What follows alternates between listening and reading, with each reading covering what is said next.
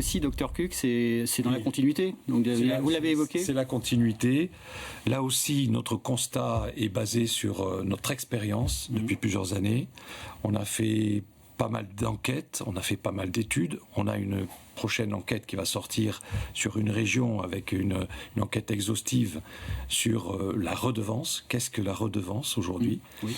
Et donc là aussi, on voit des choses profondément anormales.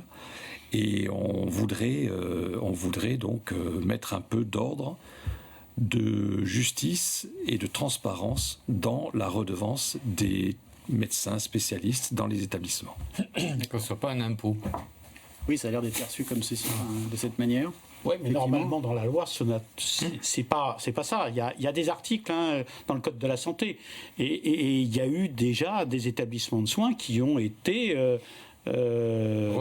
mis à mal, je dirais, parce qu'ils ne suivaient pas ces éléments. Donc, à un moment, je crois qu'il faut être franc et dire que tout le monde doit respecter cela. Et puis, il y a un élément très important, on parlait des groupes.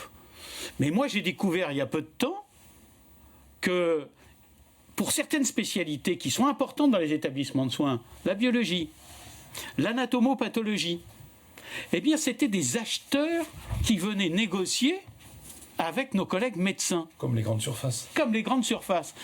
Je pense qu'à un moment, il faut dire stop.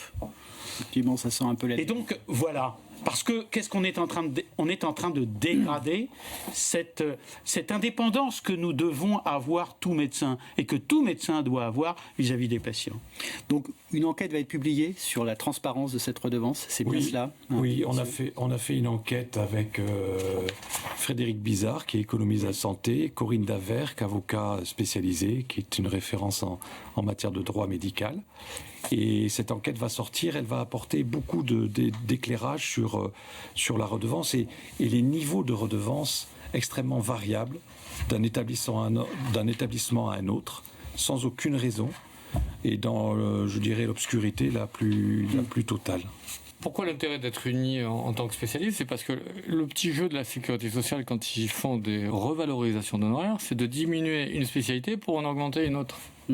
Donc là, en étant unis, il ne s'agira pas de baisser la nomenclature du chirurgien ou du cardiologue pour augmenter celle des radiologues ou des anesthésistes. C'est une démonstration de l'intérêt de l'union syndicale. Oui, c'est pour dire un mot, c'est que chaque spécialité viendra au moment T où on parlera de sa spécialité pour négocier. C'est ça qui est important, c'est que chaque spécialité sera présente.